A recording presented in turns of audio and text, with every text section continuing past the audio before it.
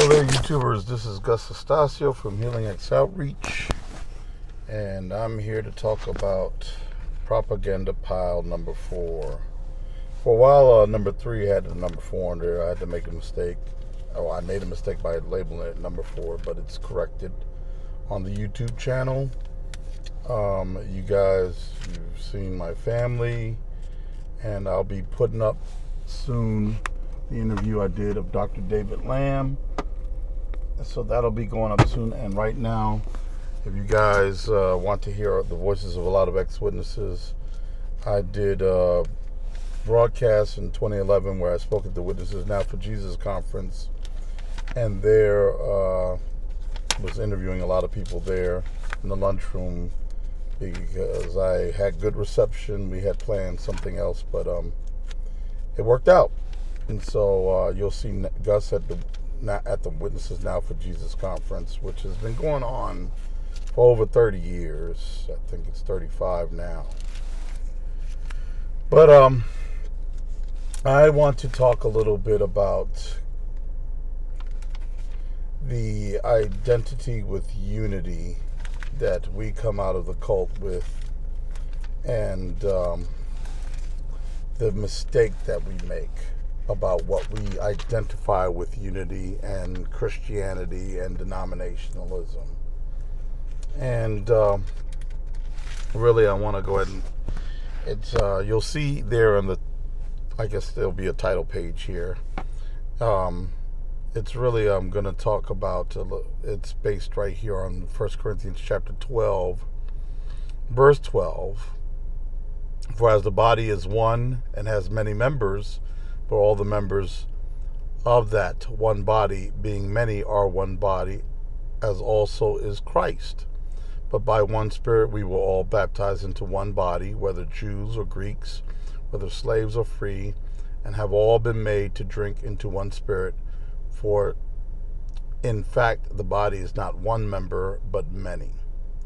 So anyway, as it reads all the way to verse 31, and I'm not going to read the entirety, Paul talks about the body of Christ being many parts and yet being part of the same body. And that thought continues on with a 2nd century bishop guy named Iranaeus.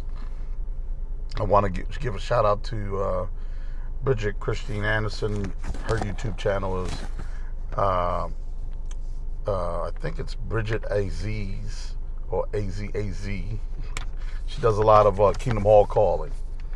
And so, got this from her, this quote. It's Iranaeus against Heresies, chapter, I believe that's chapter 10. It's a Roman numeral. I'm not good with my Roman. It might be chapter 20. But in paragraph 1, Iranaeus talks about, it's called Unity of the Faith of the Church Throughout the Whole World. So they're already talking about unity in the 2nd century. Paul talks about it in the 1st century, and what that unity means is being different parts of the body, yet being part of that one body.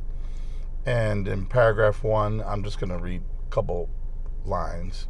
The church, though dispersed throughout the whole world, even to the ends of the earth, has received from the apostles and their disciples this faith. And then it goes on to describe what this faith is, you know. And then he says in paragraph 2, as I already observed, the church, having received this preaching and this faith, although scattered throughout the whole world, yet, as if occupying but one house, carefully preserves it.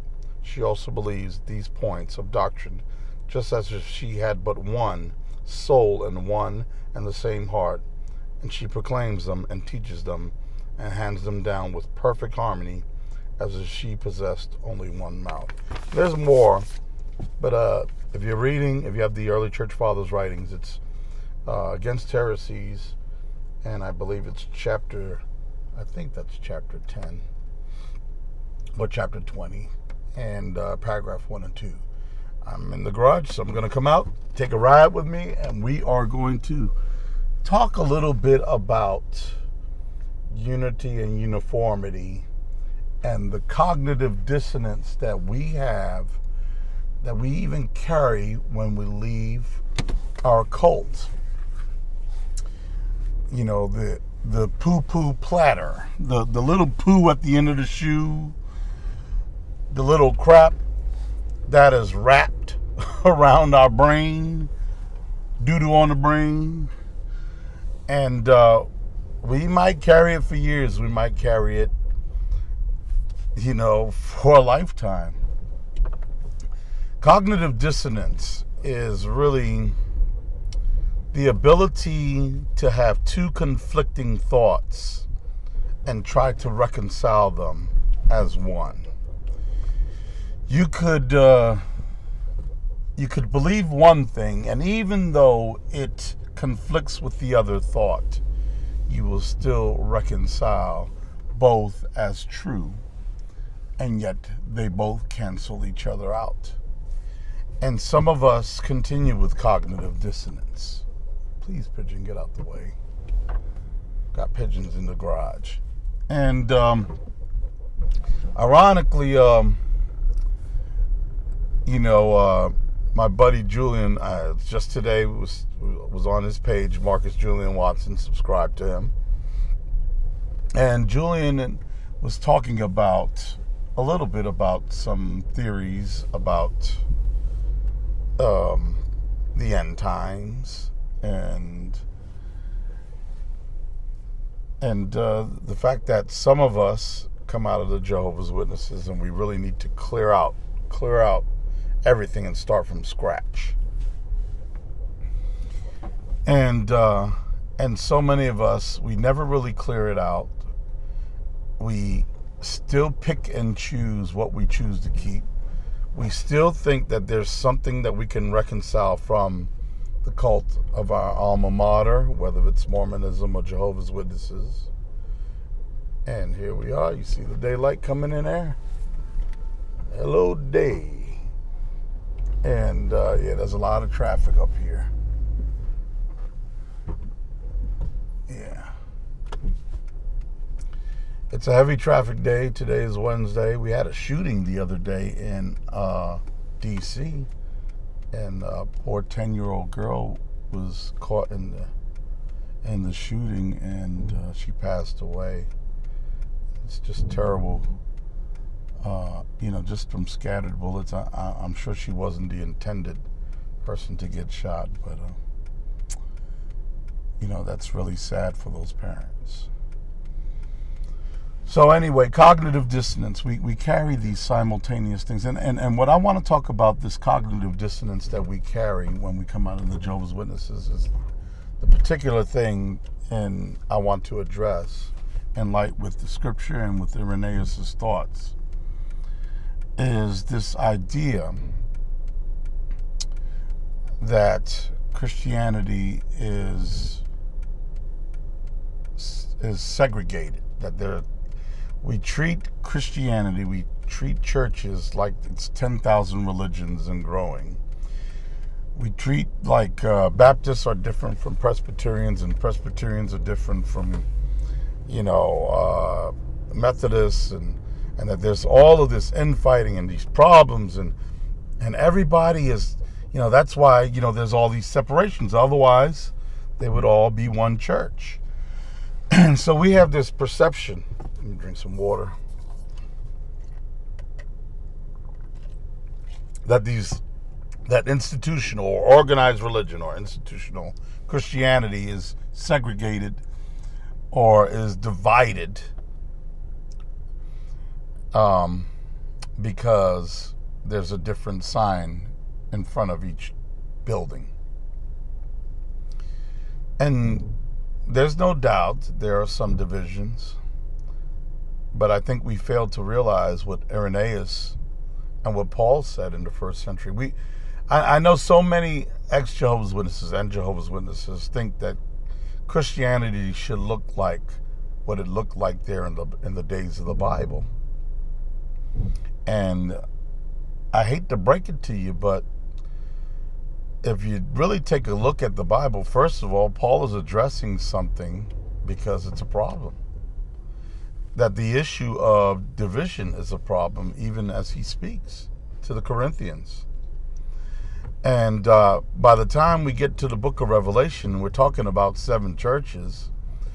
and only 2 of them are doing anything favorable in Jesus' eyes as he examines them, and 5 of them got all kinds of problems. But each set of problems is unique to each church. Just like each set of problems that we may have is unique to each individual, each family, each people. No set of problems are exactly the same. And that sometimes our problems is what binds us. And we should know that, being in the XJW community.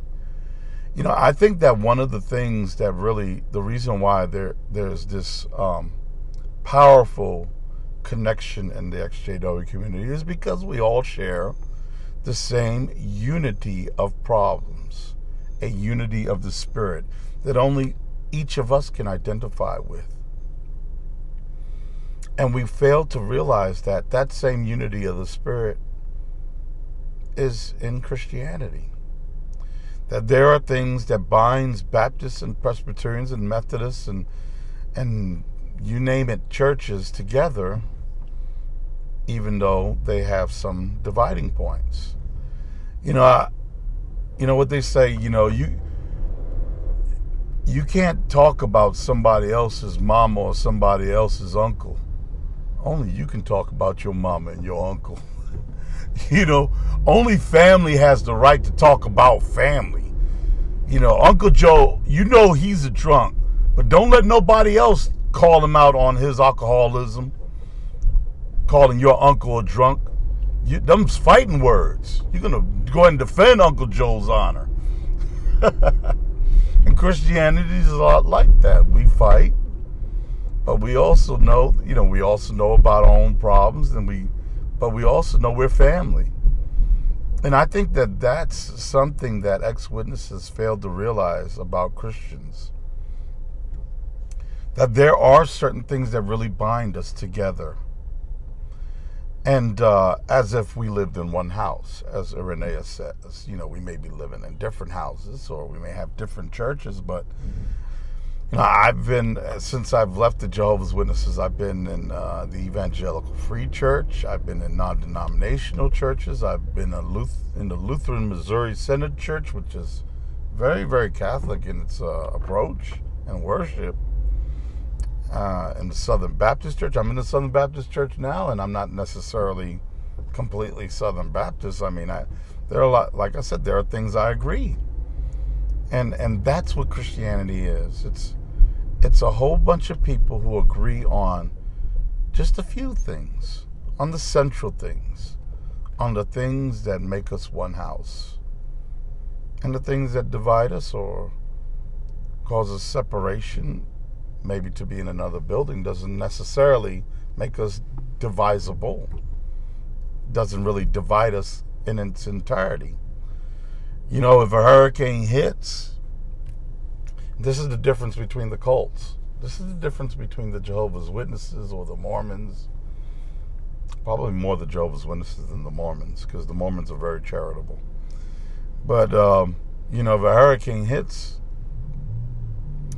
the Southern Baptist and Lutheran tractor trailer that pulls up with supplies and food and water and people to help rebuild your house, don't say we're only going to build the Lutherans first and we're only going to build the Baptists first.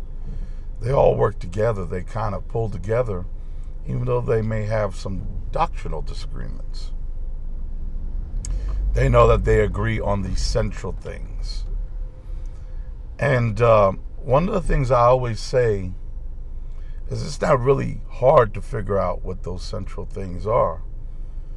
I mean, if you're really smart, you don't even have to be really smart. It's just some of us are really lazy. That's the honesty. The honest truth is a lot of ex-witnesses will do all kinds of research when it comes to their cult. But when it comes to figuring out Christianity, they could care two bits less about, really, unless they have a hunger for something spiritual, or they have an identity where they say, I know that the witnesses were wrong, but I know there's something right about Christianity, and I want to figure it out.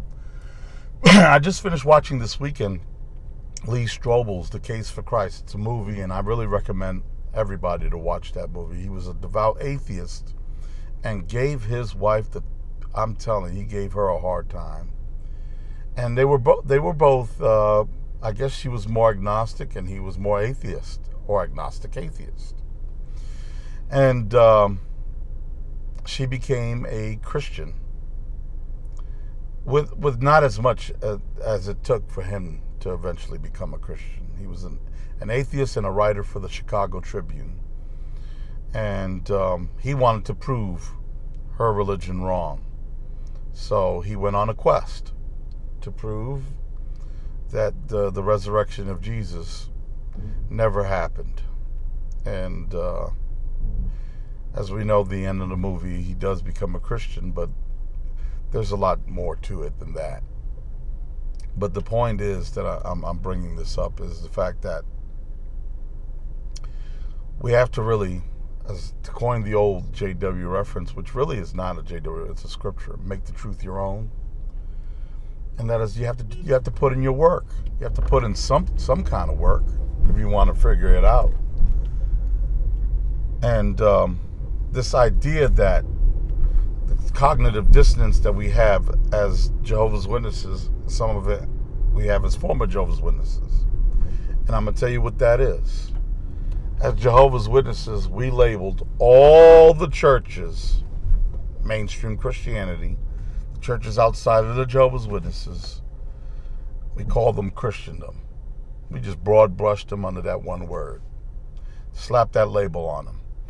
And what we knew was that word meant that Christendom was all the religions, which they call religions, but they're just really, churches are not religions. They are all sects of the same religion. That religion is Christianity. Christianity is the one religion, and all the other churches are segments of that religion, or divisions of that religion, or denominations of that same religion. They're slices of the one apple pie.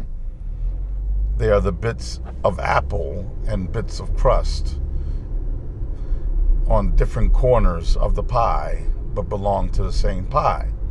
Unless, of course, they're not apples or crust, and they're counterfeits, like the Jehovah's Witnesses. And that's what differentiates Christianity from the cults, or the copycats of Christianity.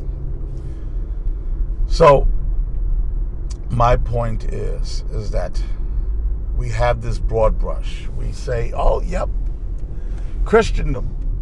They all believe the same thing. They all believe the doctrines of the Trinity, the immortality of the soul. They believe in hell, and that makes them Christendom. But then we have this other thing that we adopt from the Jehovah's Witnesses. The other belief that we have is that the belief that we had as Jehovah's Witnesses. Oh, there are 10,000 religions and more. They're all divided. They're different religions. We don't even realize that what we say on one hand cancels out the other. It's either Christianity is divided or Christianity is unified. It's either Christianity is different, not Christianity, that they're different religions. Baptist is a religion, and Catholics are a religion, and Orthodox are a religion.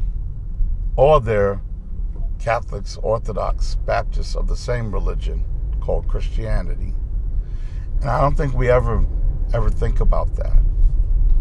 That we have two conflicting thoughts in our brains that were the same crap that was dished out because a cult wanted to claim to be the only true religion. Something to think about, ain't it? You see, that's the difference. That's why on my podcast, I am friends with a Catholic. and he comes and debates on our program, and he also shares certain things. That's why I also have people that are Lutherans and people from different denominations. They're all Christians. They're all segments of the same pie. There's no conflict, except for the fact that I happen to go to a church in La Plata, has a sign that says Baptist on it. William, who's been on our program a bunch of times, he goes to a church in, I guess, in San Antonio where he lives that happens to have the sign Catholic on it, or St. Mary of the Sea, or whatever it is. We all have different signs because, just like Paul said, we're different parts of the body. Not everybody can be the hands, and not everybody can be the feet. Not all are the eyes or the ears of the body, and yet we all belong to the same body. We're all organisms in the same body. We're not different bodies, we're different parts of the same body. And that body is what? The body of Christ. It's Jesus that binds us. We have one spirit that binds us, the Spirit of Christ. But the cults divide. You know, in one of my programs, I think we had I had William, I had David Withen, who's Eastern Orthodox, and I had William, who's Catholic, and then I had another friend who's Lutheran, and we were all on the same program, and I go to a Baptist church. Why is it that we were all on the same program denouncing, by the way, an unchristian teaching, and yet we all go to different churches that believe in a few different things from one another? But there are certain things that we do agree on. So this is the test for you who thinks Christianity is divided. I want you to do this and see if I'm not saying what I'm not saying is true. Read the statement of faith of a Lutheran church. Read the statement of faith of a Baptist church. Read the statement of faith or the catechism of the Catholic Church. And you will find the things in which all of those churches agree upon.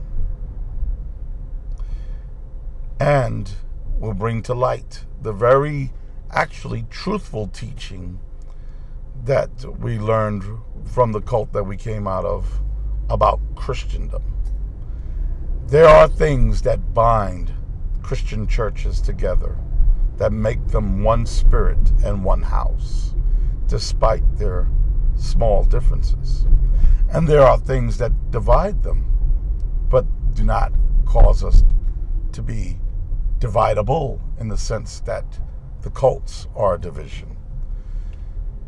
I can call my brother William my brother because he's my brother in the faith, and we do have things that bring us into one house. I can call another person who goes to a completely different church my brother or sister because there are things we agree upon that makes us one house. We're just little bits of apples and little corners of crust from a corner of a pie. I'm on one corner, maybe the southern corner. They're on the northern corner. And in the days of the Bible, you had those same issues. You had 7 churches in the book of Revelation who believed in the same Jesus that had their own same problems. And some of those problems were faith destroying. And that's what the epistles of the New Testament are. That's what Paul addresses in 1 Corinthians 12 to Corinth, to the Christians there. Look, he's saying we all belong to the same belief. We are believers in the same Jesus. Even though we may have different gifts, we may have different talents, may have some differences, but those differences do not exercise us from the family of God. That's my message today. Don't get set on the poo-poo platter that says in your little cognitive dissonance that Christianity is divided, and yet you say Christianity believes in all the same things that I reject. It either is one or the other. It can't be both. The difference between unity is it's not uniformity. David, I forgot his last name. Blood on the Altar is the book that he wrote. David Reed called the Watchtower, the cults, cookie cutter Christians. Christianity is not intended to be an episode of the Stepford Wives. We're not a whole bunch of robots. Christianity is unity of faith in this fashion. Snowflakes are each different from one another. Absolutely unique, each flake. And yet when they come together and look like one pillow of whiteness. You would never know that each flake is unique of itself. That is the difference between unity and uniformity. Christianity is unified, even in its differences. It is not Stepford Wives, cookie cutter, uniformed. God bless you. We're looking for Propaganda Pals number 4. I'm kind of behind, but look for another upload possibly this evening. Check out the Witnesses Now for Jesus Convention podcast that I did. It's on the videos that we just uploaded 2 days ago. And in Missouri, if you're in the Missouri area, they're having a Witnesses Now for Jesus convention there, July, I think, 27th. If you're in the central states of America, in that area, you can go ahead and visit and get to see the faces of other ex-witnesses. There's also one in October in Pennsylvania. So check under that video. There's details about how to get in touch with that conference. I think is WNJFV.2.com, or just look up Witnesses Now for Jesus Convention in your Google search engine, and details about it and other conferences should pop up. God bless you all.